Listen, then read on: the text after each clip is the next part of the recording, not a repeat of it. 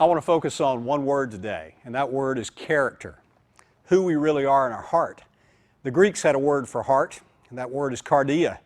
It also means core. Character goes beyond what people see on the surface, all the way to our core. In round one, I mentioned those first century posers and pretenders, the leaders in the church that Jesus said were like whitewashed tombs, all painted on the outside but dead on the inside. That's not who we want to be at our core. But if we want to be men of character, we will have to fight for it. We learned in round three that the devil is our common enemy, and he's at work against us. A tough first century fisherman named Peter warned us from his own experience to be, in his words, self-controlled and alert, because our enemy, the devil, prowls around like a roaring lion looking for someone to devour. All of that is spelled out in the scriptures we looked at in round three. Here's another warning that gives us both a heads up and a promise. In John 10:10, Jesus said, "The thief comes only to steal and kill and destroy. I have come that they might have life and have it to the full."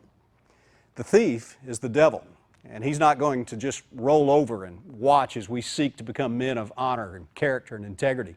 There will be a fight. In his book, Louder Than Words, The Power of Uncompromised Living, Andy Stanley writes these words. He says, "We are created with a natural affinity to adopt some notion of character, whether it's accurate or not. And when we have not clearly defined what character is, we have a tendency to fill the void with the hollow imitations offered by the popular culture. The problem is, if you listen to a lie long enough, you will eventually believe it. Consequently, our ability to discern the difference is being stolen from us faster than you can say, 'Hand me the remote.' Messages fill our heads at the speed of light, and our beliefs are subtly twisted and contorted. Without knowing it, we develop a version of character that is merely a substitute, a caricature of the real thing. By failing to choose the proper definition of character, we choose to fail in the area of personal character." And then Andy offers what I think is a solid definition of character that holds up against cultural shifts and volatile circumstances. Character is the will to do what is right as defined by God, regardless of personal cost. Now let's expand that into three statements. First of all, character is a predecision to do what is right. When a decision is predetermined, it nullifies all the variables. Our vision is clear even when circumstances are not. And the second thing is this: what is right is determined by God. True character acknowledges that there's an absolute standard of right and wrong, but most people do not believe in absolute truth. Both Gallup and Barna's research group reveal that only about half of those who claim to be Christians believe in absolute truth. So truth is negotiable or circumstantial. To lock into a standard of truth seems too confining or narrow-minded. But men of character make a predecision to do what is right as defined by God. Third, a man of character does what is right because it's right, not because it is convenient. It doesn't matter what it costs us personally. It doesn't matter if others support us or oppose us. We do what we do because it is right, and we know it is right because it is based on a standard that is determined by God. Joshua succeeded Moses as the leader of the Israelites. His character shined when he was a young man, and it stayed bright throughout his life. He was well acquainted with going against popular opinion and doing what is right. In Joshua 24, he challenges the people to make a choice to serve God and God alone. He made it clear that his personal decision had already been made, regardless of what they would choose to do. Look at what he said. He says, "Now fear the Lord and serve Him with all faithfulness. Throw away the gods your forefathers worshiped beyond the river and in Egypt, and serve the Lord. But if serving the Lord seems undesirable to you, then choose for yourselves this day whom you will serve." Now listen, here's where his character comes through. "But as for me and my household, we will serve the Lord." Now, can you feel the confidence in that statement? Joshua knew what was right. His decision was not dependent on what anyone else was going to do. His mind was already made up. He was a man of principle, not public opinion. That is character. Now I want to give you a list of 7 things that describe a man of character. Kind of a profile that we can use as a mirror to see how we're doing. Since God determines what is right, our list will come from the standard of His Word as revealed in the Scriptures. Now, even if you're not a follower of Christ, I think you'll find that this list is going to be very compelling and desirable. It comes from Psalm 15. Take a look. There's a question, Lord, who may dwell in your sanctuary, and who may live on your holy hill?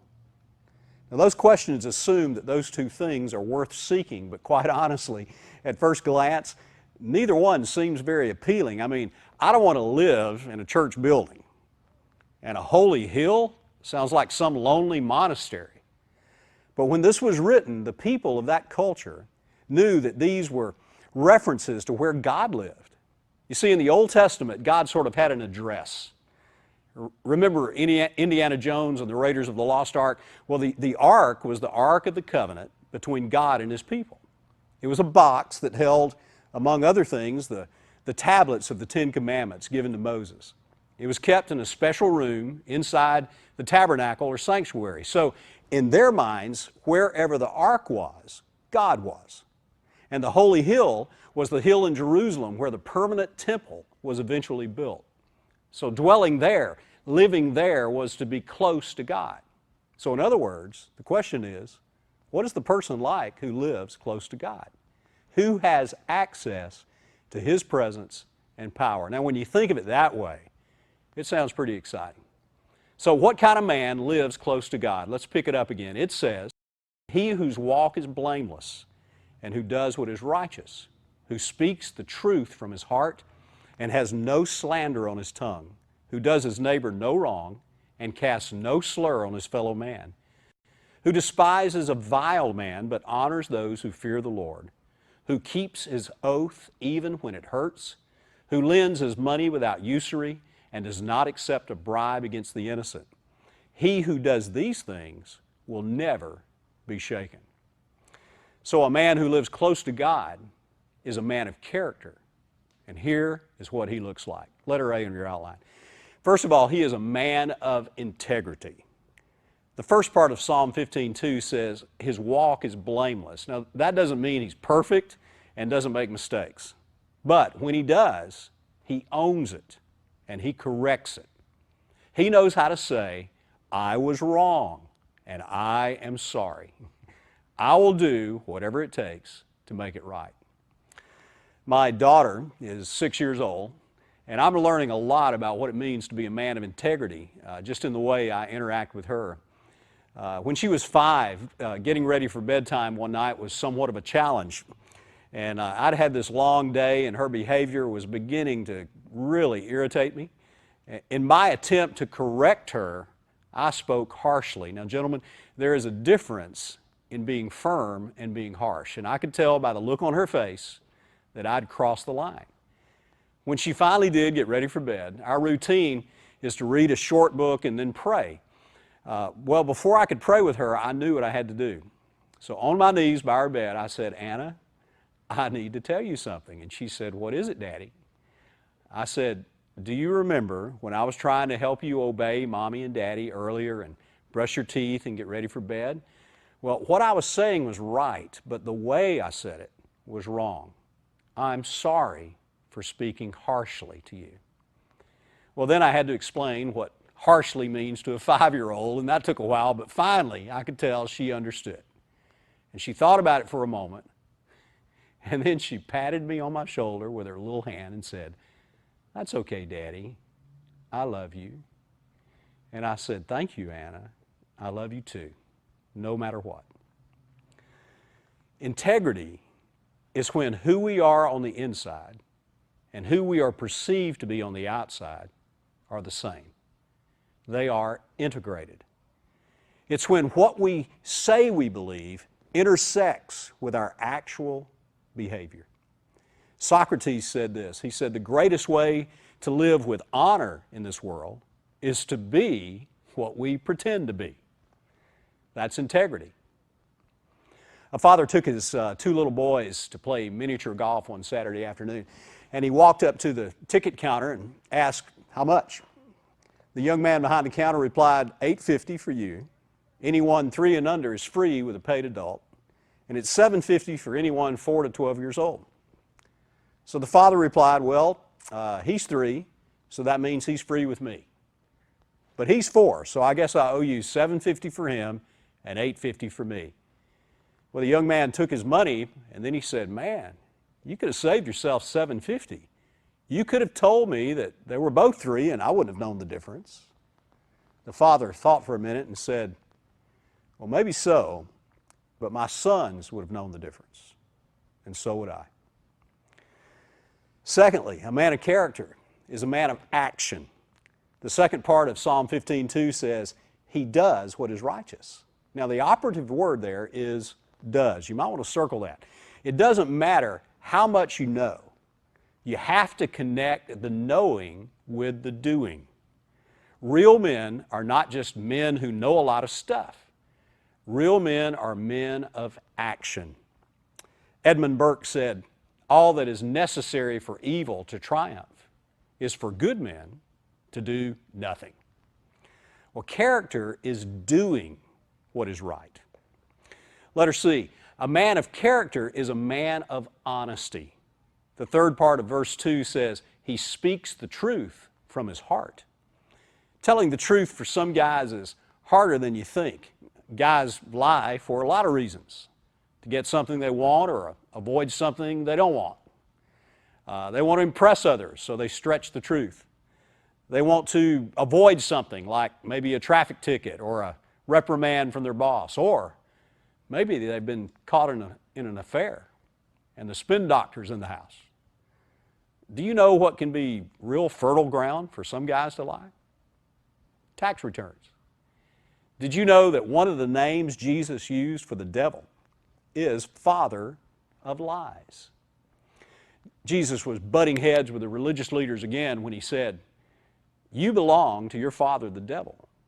He was a murderer from the beginning, not holding the truth, for there is no truth in him.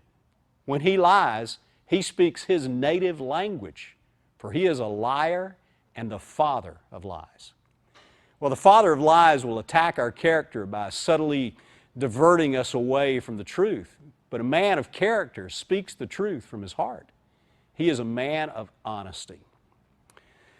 Letter D, a man of character is a man of encouragement. Now, all of verse 3 is devoted to this character trait.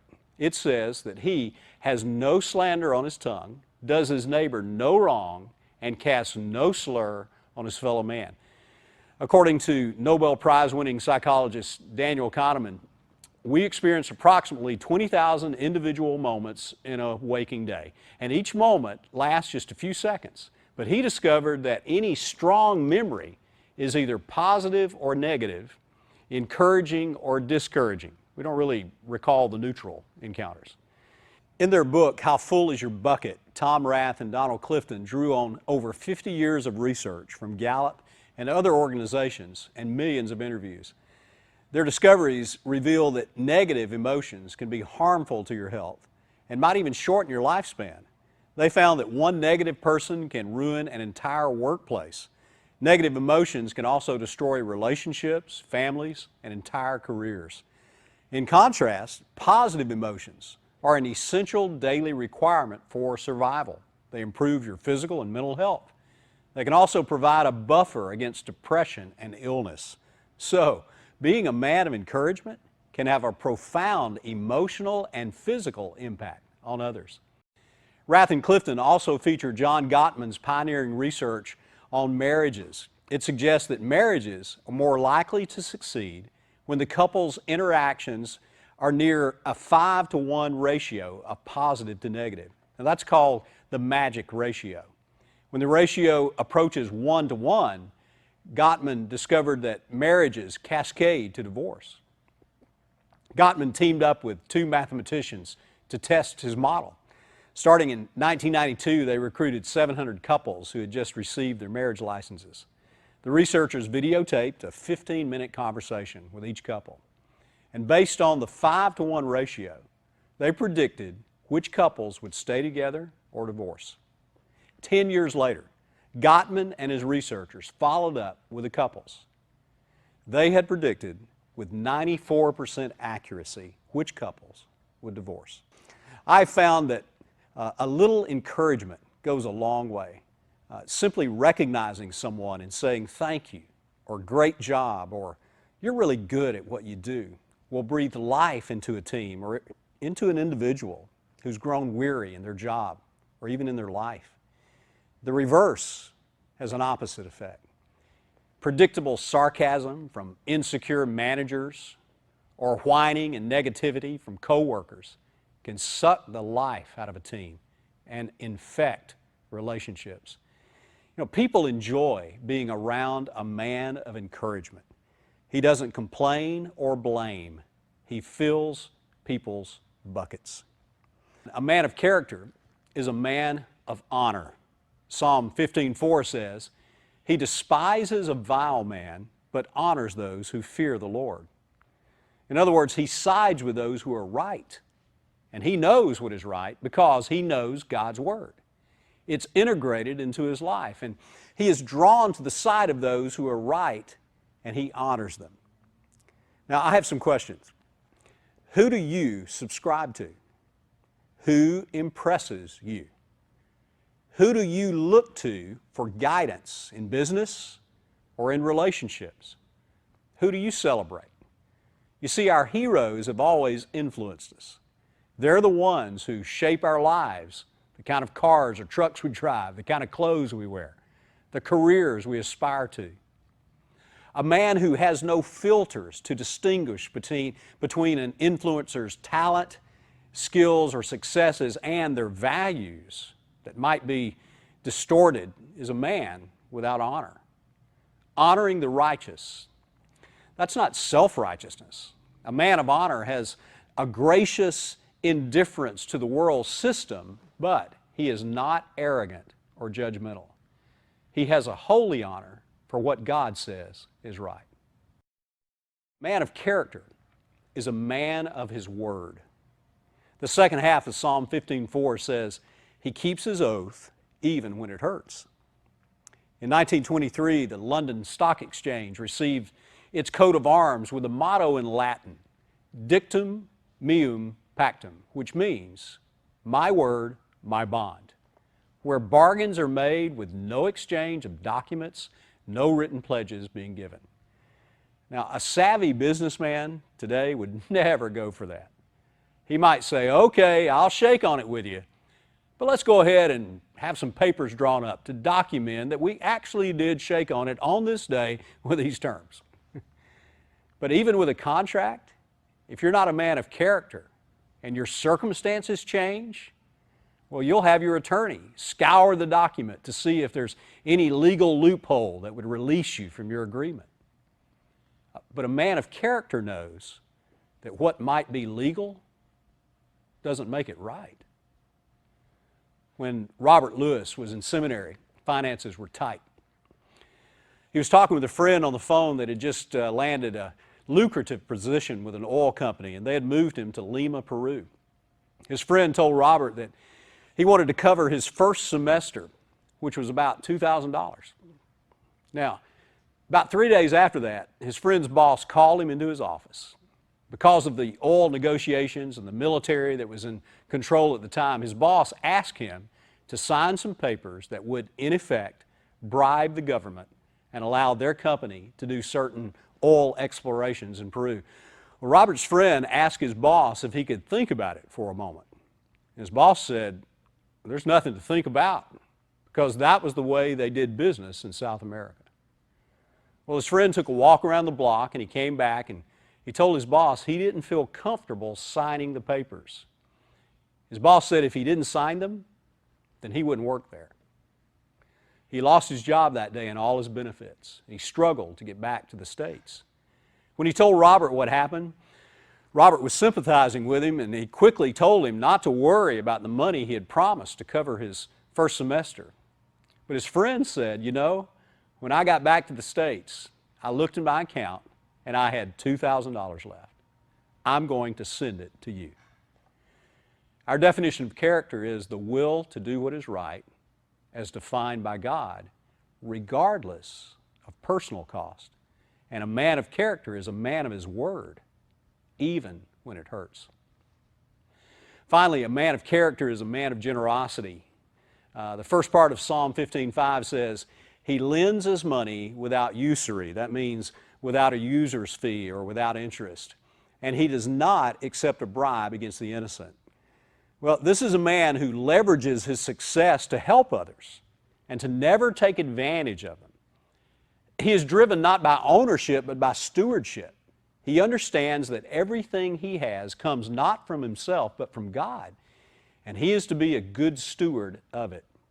Now, that's all I'm going to say about this character trait, because in round 6, we're going to take a closer look at what it means to be a man of generosity when we talk about money and possessions. This is an area that can either knock us out or set us up to make a big impact in the lives of others. There's a promise I want you to see that is given to a man of character. It's at the very end of Psalm 15. It says, he who does these things will never be shaken. In other words, he has the ability to bounce back. He is resilient. He isn't perfect, but even when he falls, even when he fails, that's not the end of him. Failure is not fatal.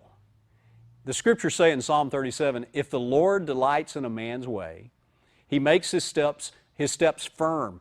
Though he stumble, he will not fall, for the Lord upholds him with his hand. Where it says he will not fall, another translation says he will not be cast headlong. In other words, he won't break his neck. His failure or his fall will not be fatal. That is the profile and the promise for a man of character. Now, remember that character is about who we are at our core. This list is a mirror just to see how we're doing. I want to end this round by giving you 6 things that can kill character. I'll list them and make some brief comments that will help us keep up our guard up against the things that can attack our character. Here's the first one, the first character killer. Standards that are flexible. Proverbs 11:3 says, the integrity of the upright guides them, but the unfaithful are destroyed by their duplicity. Now, a flexible standard isn't a standard at all. It's loose, it's limp and lifeless. Flexible standards are really situational ethics. Another character killer is a blurred vision of manhood. Lack of clarity when it comes to manhood will cause you to drift and guess about life. We talked about this in round 2 and why men need to fight. Proverbs 29:18 says, where there is no vision, the people are unrestrained. So if you have an abstract vision of manhood, your character will suffer and you'll just drift. Letter C, shortcuts to manhood and maturity. Shortcuts, but there aren't any shortcuts to manhood. Some boys are given too much too soon by their parents, but they haven't matured and they have no wisdom. I've seen family businesses that are notoriously blind to this. Fathers will overlook gross character flaws in their sons and reward their misbehavior. Someone said it takes 100 years to make a strong oak tree, but only 6 months to make a squash. Well, the Scriptures teach us that the deepest character growth comes through tests and challenges. James 1:4 says, so don't try to get out of anything prematurely. Let it do its work so you become mature and well-developed, not deficient in any way. Even suffering can build our character, but there's not a shortcut through it. Romans 5:3-4 says, we know that suffering produces perseverance. Perseverance, character, and character, hope. There's not a switch you can flip for instant perseverance. Perseverance, by definition, is determined continuation with something. And that's how character is developed. There is no 30 days to becoming a man of character. No shortcuts. A fourth thing that can kill our character is this: an unguarded mind. We are what we think. What we allow to take center stage and play in the theater of our mind affects what plays in the theater of our life. In World War II, the Japanese used about a dozen different English-speaking female broadcasters of their propaganda in an attempt to get in the heads and disrupt the morale of the Allied forces. You see, the mental warfare in battle and on the athletic field and in life is an effective weapon. That's why the Scriptures encourage us in Romans 12:2, do not conform any longer to the pattern of this world, but, watch this, be transformed by the renewing of your mind. And 2 Corinthians 10:5 tells us to take captive every thought to make it obedient to Christ. Now, if we ignore this and drop our guard when it comes to our mind, we will lose many battles. Here's a fifth thing that can weaken or destroy our character. It sounds like something you'd tell your kids, but it still applies to us as men. Friends who are foolish. Solomon, regarded by many as the wisest man who ever lived, said this in Proverbs 13:20. He who walks with the wise grows wise, but a companion of fools suffers harm. Now, on the one hand, if we're going to be men who produce and contribute, we can't lock ourselves inside a sterile environment where everyone shares our beliefs and values. We have to get in the middle of our culture and mix it up. But the question is this: who is influencing who? Just take a look around you at your friends, the ones you spend most of your time with, and ask this question: am I making a difference in their lives? Or has my influence just been neutralized? Or am I allowing their values that I know are not right by God's standard to influence and infect me? Would the screenplay of my life resemble William Wallace in Braveheart, or maybe Lloyd Christmas and Harry Dunn in Dumb and Dumber? 1 Corinthians 15:33 says this: do not be misled. Bad company corrupts good character. This last thing I want to put on your radar that can kill character is this: it's a disconnection from authentic relationships with other men. You may have acquaintances, but nothing of any substance is there. In effect, you're isolated, and isolation kills character, because none of us is smart enough or resourced enough or talented enough or tenacious enough or wise enough to figure life out on our own. If you think you are, the Scriptures are clear regarding your fate. Proverbs 14:12 says, there is a way that seems right to a man, but in the end it leads to death. Left alone, isolated and insulated, a man will write his own rules. Since he has no accountability, no one to bounce what he is thinking off of, he can talk himself into anything. It will seem right because he doesn't allow anyone in to question him. But the Scriptures say that even though it seems right to him, in the end it leads to death. Proverbs 15:22 gives men a practical consequence if they live their lives disconnected and isolated from other men. It says, plans fail for lack of counsel, but with many advisors they succeed. Now, this is a hard lesson for a lot of successful guys to learn. Many will never learn it, and their character will suffer. This is the reality when it comes to character. There have been and there will be many men who make a difference in our communities and in our world. Their talent and their intellect and their personality provided a fast vehicle that they rode to the top of their career. But somewhere along the way, they began to drop their guard and their character took a hit, maybe several hits. And now the way we remember them stains their record because of their lack of integrity. Some of them are knocked out for good. None of us will be perfect, but men of character are different. They will fail, but they're resilient. They bounce back, ready to fight another day. Are you that man?